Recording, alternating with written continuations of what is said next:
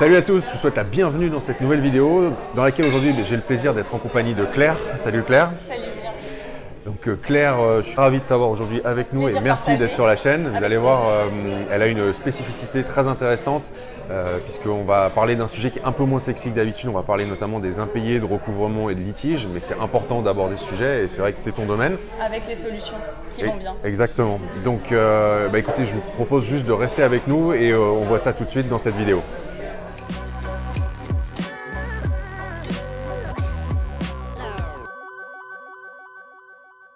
Alors avant qu'on aille plus loin dans l'interview, je vous rappelle que si vous voulez en savoir plus sur la location meublée, sur sa fiscalité qui vous permet de ne pas payer d'impôts, vous pouvez télécharger librement et gratuitement mon livre Comment louer plus cher à payer moins d'impôts avec le meublé et je vous mets le lien dans la description juste sous cette vidéo.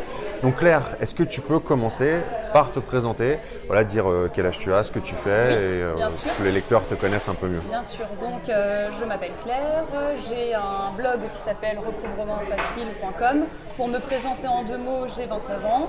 J'ai suivi des études de droit, je suis diplômée de l'examen d'huissier de justice et justement, comme j'aime beaucoup transmettre mes connaissances et les mettre au service de la pratique de l'immobilier en particulier, je me suis dit allez, pourquoi pas ouvrir un blog qui traite de ces questions-là, puisque j'ai également 5 ans de carrière de clerc d'huissier de justice.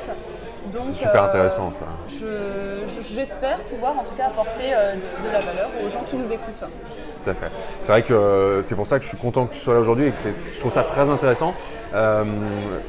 On parle beaucoup sur Internet de l'immobilier du côté positif, quand tout va bien, des loyers qui tombent et des revenus passifs. C'est vrai qu'on aborde beaucoup moins souvent le côté, alors heureusement qui reste minoritaire dans l'investissement, mais qui est pourtant réaliste, qui arrive à certaines personnes et peut-être que ça vous arrivera un jour. Donc c'est important de l'aborder, mais ce côté justement, quand il y a des problèmes avec des locataires, quand il y a des problèmes d'impayés, de dégradation de biens, et voilà, je trouve ça important. Je trouve ça du coup très intéressant comme thématique sur ton blog et qu'on puisse en discuter aujourd'hui ensemble. Première question, est-ce que tu peux juste préciser au lecteur quel est le pourcentage à peu près de loyers impayés? Qu'est-ce que ça représente sur la globalité des loyers Sur la globalité, j'ai refait des recherches actualisées. Dans le passé, en tout cas quand j'avais regardé, c'était il y a 2-3 ans, c'était 5%, mais aujourd'hui c'est 2-3%. C'est estimé à 2-3% de loyers impayés. Donc quand on voit, comme la presse en parle, les médias en font quand même quelque chose de cette procédure d'expulsion, des loyers, etc. impayés, c'est trop grave, vous font peur finalement dans l'investissement. On se rend compte que c'est quand même marginal en produit financier, en investissement avec 2% de chance qu'il y ait un souci, ça reste relatif. Mais après, effectivement, quand ça vous arrive, c'est quand même une épreuve, on ne va pas se mentir, mais c'est une épreuve que voilà, quand vous connaissez après la marche à suivre, vous en sortez sans souci. Ouais, donc ce que je trouve super intéressant, c'est ce que tu dis, c'est qu'au finalement on a gagné. On a gagné à peu près 2 points, on est passé de 5 à 3, donc il y a moins d'impayés qu'il y a quelques années. Il y a moins d'impayés, alors est-ce que les propriétaires font plus attention? Est-ce que les locataires savent qu'ils ne sont pas à l'abri non plus s'il y a un souci? Voilà, on ne peut pas faire tout et n'importe quoi. Après, encore une fois, on le verra, c'est pas que des gens de mauvaise foi et tout ça qui sont dans des situations comme ça. Mais là, alors simplement les 5%, ça reste à 5% dans les zones urbaines sensibles. D'accord.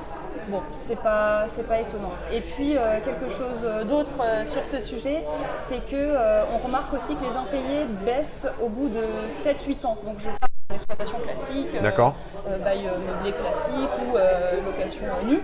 Mais en tout cas pour ton sujet, en fait, les impayés baissent au bout de 7-8 ans. Pourquoi? Parce que les gens connaissent l'appartement, connaissent les prix autour. Donc forcément, comme les prix du loyer augmentent plus vite que leur propre loyer à eux, ils se rendent compte de la chance qu'ils ont, donc ils veulent rester, ils payent pour que ce soit bien carré. Ça, c'est ce que j'ai vu aussi sur l'étude. Ah, ça, c'est super intéressant, c'est-à-dire que les gens ont quand même conscience qu'au bout de quelques années, les prix des loyers augmentaient beaucoup plus vite s'ils devaient se reloger.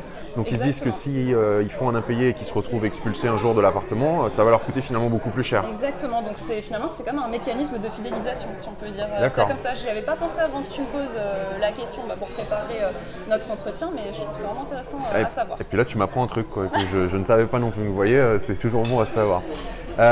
Est-ce que tu peux nous donner, est-ce que tu connais les raisons principales des impayés? Pourquoi? Est-ce que c'est vraiment des gens tu sais, qui ont des problèmes financiers et voilà, ils se retrouvent confrontés à une situation d'impayé? Ou est-ce qu'on est plutôt sur des gens de mauvaise foi, comme ça peut arriver, qui simplement ont juste envie un peu de la faire à l'envers aux propriétaires? Oui, bien sûr. Alors, Encore une fois, la presse parle beaucoup de ces gens qui connaissent toutes les techniques de procédure pour ne pas payer.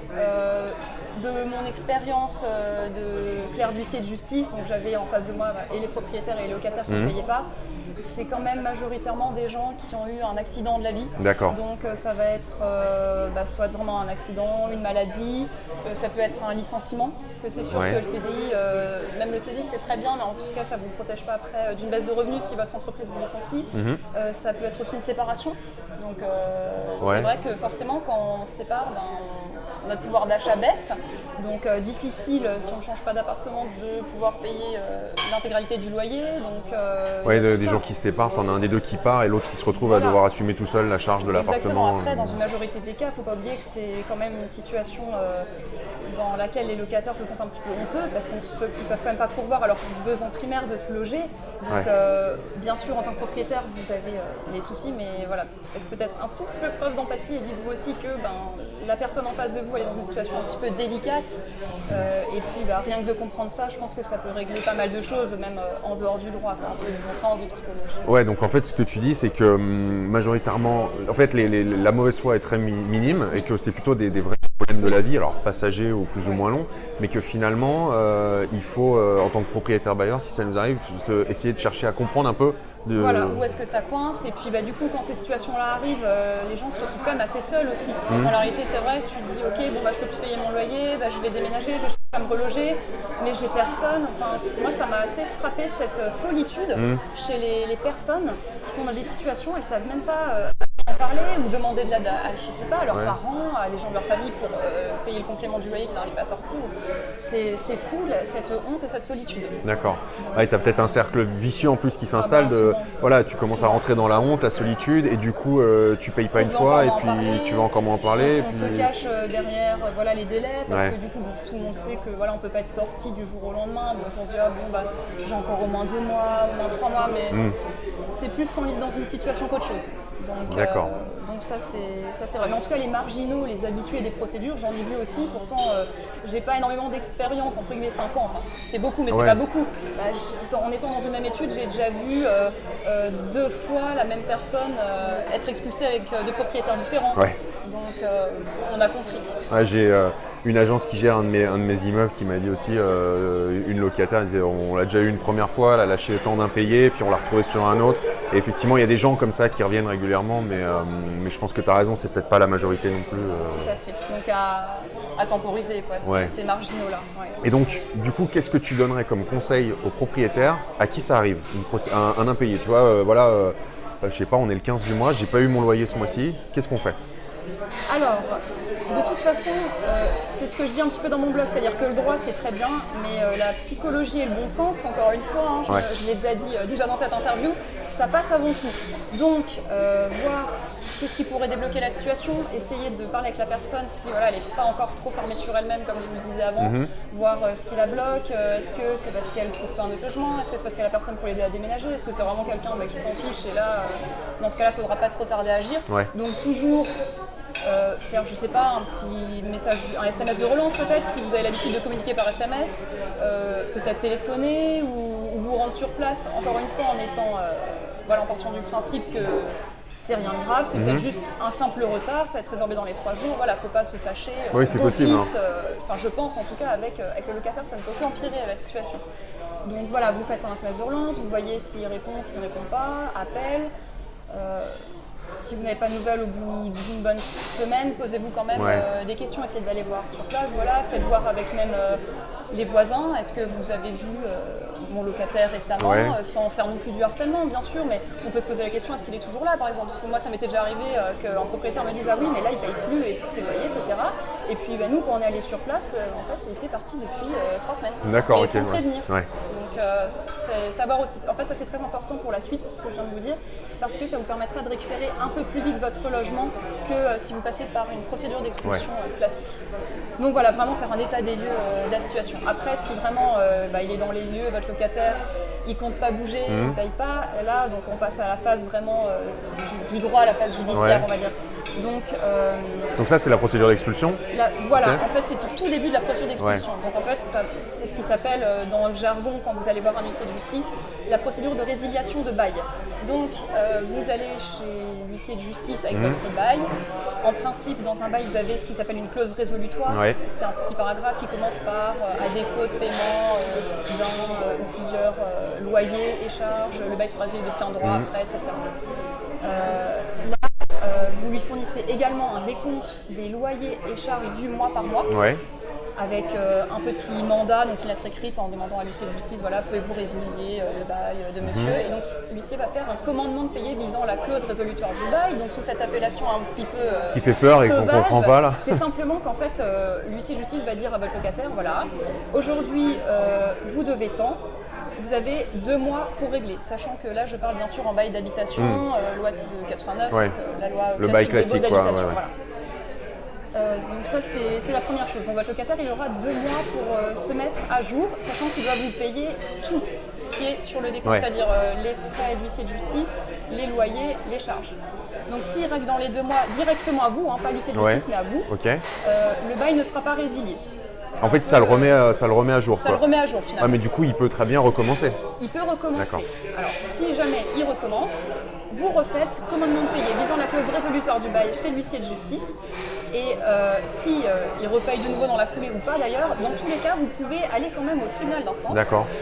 Et vous allez montrer en fait au juge que votre locataire ne respecte pas son obligation de payer en temps et en heure. D'accord, Parce que ok. c'est clair, si on n'a pas besoin de payer notre loyer Ouais. à temps, ça ne peut plus tourner correctement. En fait, du coup, la première fois, il y a une sorte de tolérance où on va dire, Voilà. il peut y avoir eu un problème, donc on le remet dans le droit chemin. Par contre, si dans la foulée, il recommence à ne pas payer en temps et en heure, là, il y a vraiment manifestement une volonté de Voilà. ne pas Exactement. remplir ses obligations, en tout cas. Alors voilà, après ce que je vous dis, c'est toujours sous réserve de l'appréciation d'un juge.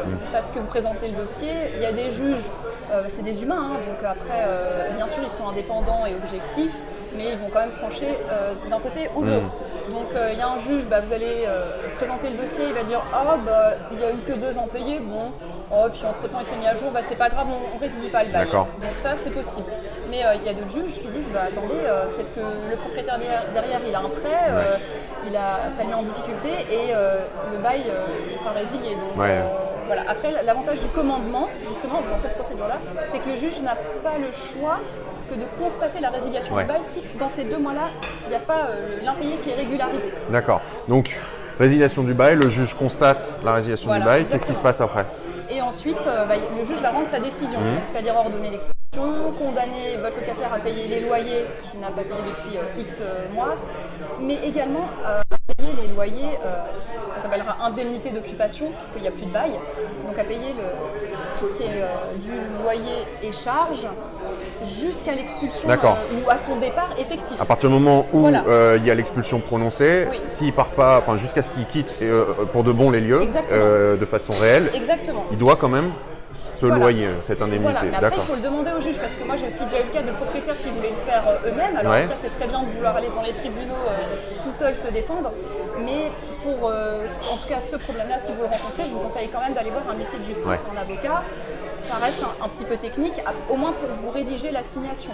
Donc l'acte finalement qui va être donné au tribunal pour engager la procédure. Et donc, admettons que tu es un juge qui rende son jugement, ok, on prononce l'expulsion, et donc tu dois payer ce que tu dois déjà jusqu'à jugement et après. Qu'est-ce qui se passe si le locataire refuse ou ne respecte pas cette obligation? On est quand même sur un jugement là, donc Tout à fait. je veux dire, Tout à fait. il est quand même, on est bien d'accord qu'il est obligé de s'y conformer, exactement. D'accord. En fait, la décision va être portée à sa connaissance par l'huissier de justice. Il aura soit 15 jours, soit 1 mois pour interjeter appel, donc pour la contester en Ouais. fait, tout simplement. Et puis, s'il ne conteste pas à ce moment-là, Ouais. l'huissier de justice va pouvoir faire les saisies s'il estime que c'est nécessaire, et puis commencer la procédure d'expulsion. D'accord.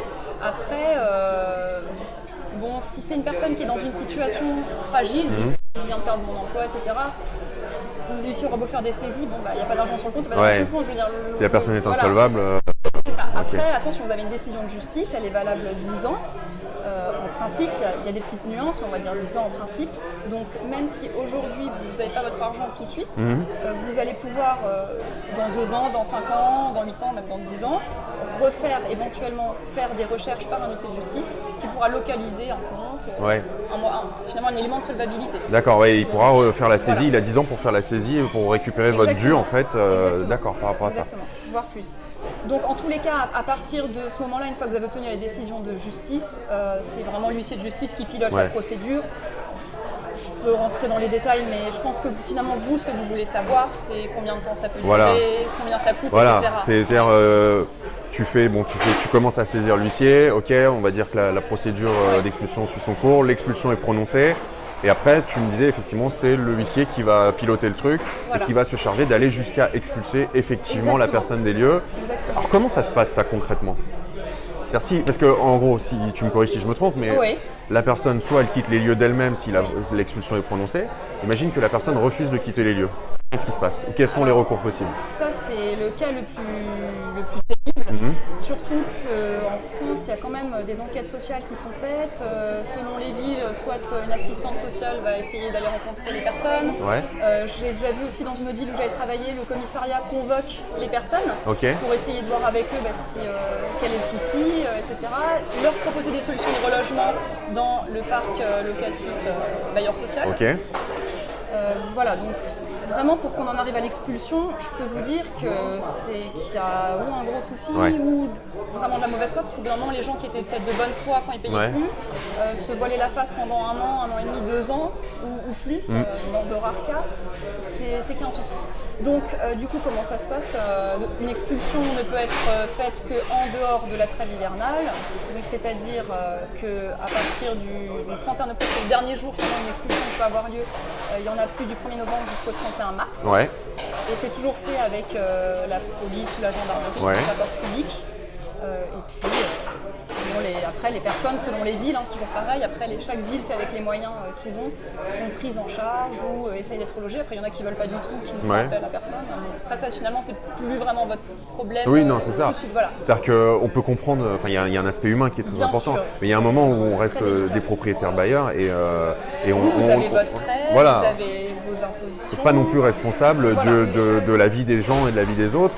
Tu as une responsabilité quand les gens sont chez toi en tant que propriétaire, on est d'accord ? Exactement. Bon, après, s'ils ne répondent plus à leurs obligations, aussi triste que ce soit. Je souris parce que je pense à une propriétaire qui était désœuvrée quand on a dû lui dire qu'on allait expulser ses locataires. C'était des gros loyers, mais elle se sentait très très mal par rapport à ça. C'est jamais agréable de mettre quelqu'un à la porte, mais encore une fois, à un moment où vous avez... Il y a X solutions en amont, donc il ne faut pas vous sentir mal par rapport à ça, parce qu'il y a tout un aspect social que le propriétaire ne voit pas forcément, mais qui est vraiment ancré en France. Voilà. Et donc l'expulsion, concrètement, c'est l'huissier qui vient avec un serrurier, c'est ça ?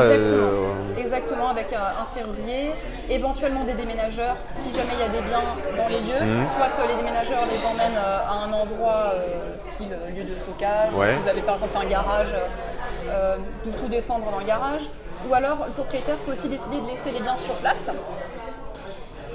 Parce qu'en fait, le locataire aura encore 1 mois à compter de l'expulsion, on va dire, pour récupérer ses affaires. D'accord, ok. Ça, c'est quelque chose, c'est vrai que on ne sait pas trop ça. Pas trop, mais bon, c'est quand même quelque chose qu'il faut savoir. C'est vrai que ça surprenait les personnes quand je leur en parlais. Ça veut dire qu'en gros, vous mettez, vos locataires s'en vont, ils sont expulsés, mais pendant 1 mois, en fait, il y a l'obligation, s'ils ne prennent pas leurs meubles, c'est vous qui êtes responsable, d'accord. Sauf si c'est le déménageur qui les prend, alors c'est lui le gardien. Mais bon, finalement, c'est quand même vous qui allez payer la facture du déménageur, donc c'est quand même à votre C'est une question que je voulais te poser, d'accord. Il y a une procédure d'expulsion, il y a des meubles à dégager. C'est le propriétaire qui prend ça à sa charge ? C'est le propriétaire qui prend ça à sa charge. Alors, c'est une avance finalement. Si vous avez bien demandé dans votre décision que le locataire soit condamné à tous les frais de la procédure, bien sûr. Mais évidemment, c'est à vous, tout comme les frais d'huissier, tout comme le serrurier, c'est vous qui allez avancer tous ces frais-là. Mais on les récupère à un moment. Voilà, si le locataire est solvable dans le futur. Ok, d'accord, ça c'est bien. Ok, donc ça c'est vrai. Bon, on a parlé de la trêve hivernale, donc vous avez bien saisi, c'est qu'en fait, on ne peut pas mettre quelqu'un dehors entre le 1er novembre et le 31 mars chaque année, c'est ça ? Tout à fait. Puisque bon, on part du principe que c'est l'hiver et que du coup, les gens, s'ils doivent se retrouver à la rue, c'est un peu inhumain, et ça on peut le comprendre, bien sûr. Est-ce que tu peux nous dire justement quelles sont les erreurs faites par les propriétaires victimes d'impayés, les choses qu'on peut voir et qui sont absolument contre-productives, voire même, j'ai envie de te dire, alors on est d'accord, il n'y a pas forcément une notion de justice parce que ça énerve, mais qui peuvent se retourner contre les propriétaires. Alors, premièrement, faire la procédure dans le dos entre guillemets de l'huissier de justice. Il y a des propriétaires auxquels j'avais aussi eu affaire en tant que huissier de justice qui ils récupéraient les clés sans nous le dire parce qu'ils pensaient du coup pouvoir payer un peu moins de frais. Enfin, je sais pas, j'ai toujours pas très bien saisi le raisonnement de ce genre de pratique.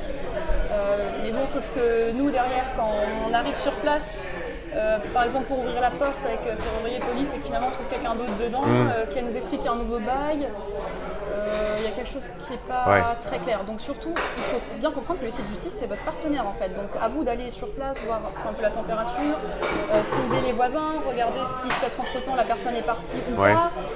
Et puis surtout dites-le à l'huissier de justice pour qu'il vous fasse une reprise des lieux ou une expulsion si jamais il est toujours en lieu, mais en tout cas s'il est parti, une reprise bien dans les clous pour que vous derrière on ne puisse pas vous reprocher quoi que ce soit en tant que propriétaire. Donc, c'est vraiment votre partenaire. Et les propriétaires qui veulent se faire justice eux-mêmes, c'est-à-dire qui ont les clés, qui débarquent dans l'appartement ou qui forcent la porte ou qui mettent les meubles dehors. T'as vu ma dernière vidéo? Non, je t'avoue que j'ai pas eu le temps d'aller la voir. Mais elle est toute récente. D'accord. Alors je vous mettrai le lien. Je parle de ça en fait, pour vous la faire en 2 mots. Il y a un propriétaire qui s'est renseigné auprès d'un de mes collègues, qui est un huissier. Voilà, moi j'ai quelqu'un qui ne paye pas, et puis la procédure d'expulsion c'est trop long, moi j'ai quand même mon prêt, je perds de l'argent, etc. Donc combien de temps ça prend, combien ça coûte? Qui lui répond: en fait, moi je vais plutôt appeler le mec à 1000 balles. Donc, le regarde, le mec à 1000 balles. Le mec à 1000 balles. Ah d'accord, et c'est qui le mec à 1000 balles? Donc on ne sait pas trop ce qu'il fait ce mec à 1000 balles. En tous les cas, c'est quelqu'un qui ne respecte pas la procédure, ça c'est clair. Donc j'imagine que c'est quelqu'un qui va un petit peu harceler, menacer le locataire, mettre les meubles, effectivement sur le palier.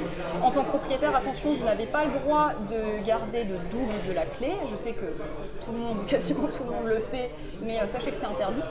Ça peut être considéré comme une violation de domicile si vous rentrez dans les lieux, même si la personne a son bail résilié et est en procédure d'expulsion, vous n'avez pas le droit. Donc ça va chercher même au pénal, c'est vrai qu'on des trucs.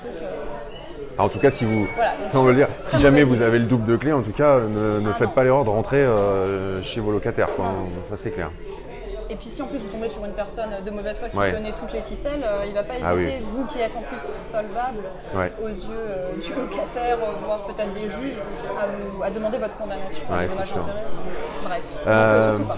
Est-ce que tu peux nous dire rapidement combien de temps ça dure en moyenne une procédure d'expulsion et combien ça coûte? Oui, alors... Si on part du principe que on part dans la procédure complète avec résiliation de bail, expulsion prononcée, voilà. Alors, il n'y a pas de réponse toute faite malheureusement. En fait, disons que déjà, selon que vous en êtes dans la procédure, la trêve hivernale, ça va jouer pour beaucoup parce que par exemple, si on a demandé le concours de la force publique, donc c'est-à-dire on a fait la demande à la préfecture pour que la police ou la gendarmerie puisse assister l'huissier lors de l'expulsion juste avant la trêve hivernale, de toute façon vous n'allez pas avoir de concours, ou alors vous allez avoir un concours mais vous ne pourrez pas l'exécuter. L'expulsion ne peut pas avoir lieu avant la fin de la trêve hivernale. Vous avez de nouveau là 4 mois dans... 5 en plus, il y a novembre, décembre jusqu'à fin mars. 5 mois, c'est 5 mois. Donc déjà, il y a ça à prendre en attention. C'est bien l'expulsion, entre guillemets, manu militari qui ne peut pas avoir lieu pendant la trêve hivernale. Le reste de la procédure peut tout à fait être fait pendant la trêve. Donc si vous avez un impayé au mois de décembre, surtout ne tardez pas trop à agir, à l'huissier, etc. C'est super important ça, c'est vrai que je voulais te poser la question, mais tu abordes le sujet et c'est très bien. Je discute souvent avec des propriétaires qui croient que quand il y a la trêve hivernale, tout s'arrête. Non, c'est comme tu le dis, on peut juste pas faire l'expulsion pure et simple, de mettre les gens dehors concrètement, mais la procédure elle suit son cours concrètement. Exactement, donc voilà, donc il y a ça à prendre en considération. Après votre locataire il peut demander des délais de paiement ou pas se présenter à l'audience voilà, donc ça peut reporter. Après effectivement tu as raison de le dire, selon les tribunaux les délais pour obtenir une décision de justice sont plus ou moins longs. Donc selon les deals, je pense qu'on part sur 1 an minimum sûr. Après ça peut aller 1 an et demi, 2 ans. Entre 1 an et 2 ans quoi. Difficile à dire, oui. Bon, en moyenne, j'avais lu que c'était 1 an et demi, je crois quand même. Ça. Si on prend une moyenne large, quoi, en intégrant une trêve, donc ok. Tout à fait. Et pour le coup, ouais. Pour le coup, donc je le dis en introduction, mais c'est à vous, propriétaire, d'avancer les frais. C'est pas l'huissier de justice qui va payer voilà, pour l'expulsion et malheureusement pas votre locataire non plus, en tout cas pas tout de suite. Alors, pareil, là c'est difficile aussi de donner une réponse toute faite parce que tout dépend finalement également des entre guillemets, prestataires extérieurs, le serrurier, les déménageurs ou pas. En tout cas, si vraiment on se limite aux frais d'huissier, je pense que ça va tourner entre 1000, 1100, 1200 jusqu'à parfois plus. Après, tout dépend aussi, est-ce que vous mettez en œuvre tout de suite le recouvrement, donc c'est-à-dire est-ce que l'huissier doit essayer de faire des saisies tout de suite pour essayer de rentrer des sous ou pas. Ça a aussi un coût, donc est-ce que vous le rajoutez en plus de la procédure, mais en tout cas, attendez-vous quand même à payer cette somme qui est importante mais qui est nécessaire. Et peut-être un conseil aux propriétaires qui seraient dans ce cas, on a tous des assurances, des contrats un peu dans tous les sens, qu'on ne regarde pas forcément. Vérifiez si vous n'avez pas une protection juridique dans votre contrat d'assurance, que ce soit propriétaire non occupant, que ce soit votre propre assurance civile, par exemple, civile. Pourquoi pas garantie loyer impayé. Là, vous avez parfois, des possibilités de prise en charge des frais d'huissier de justice, parfois même d'avocat, parce que l'avocat n'est pas obligatoire à la procédure. Si après vous êtes dans la protection juridique, un avocat qui est prévu, autant le prendre. Mais ça peut être aussi un moyen de ne pas avoir à sortir encore plus de sous. Et en fait, l'huissier de justice fait la facture directement à votre assurance. Donc surtout vérifiez que vous avez cette protection juridique, parce que souvent on en a, on ne le sait même pas. Oui, c'est vrai. Tout en sachant aussi que quand votre bien est en gestion en agence, en général, c'est pas à vous de vous occuper de ça, c'est l'agence qui a son avocat, c'est elle qui vous représente au tribunal, enfin c'est l'avocat de l'agence qui fait le lien. Vous n'avez rien à faire. C'est vrai que la procédure est toujours plus complexe quand on gère ses biens en direct, parce que là on est, comme tu l'as dit, tout seul, et donc c'est à vous de faire les démarches.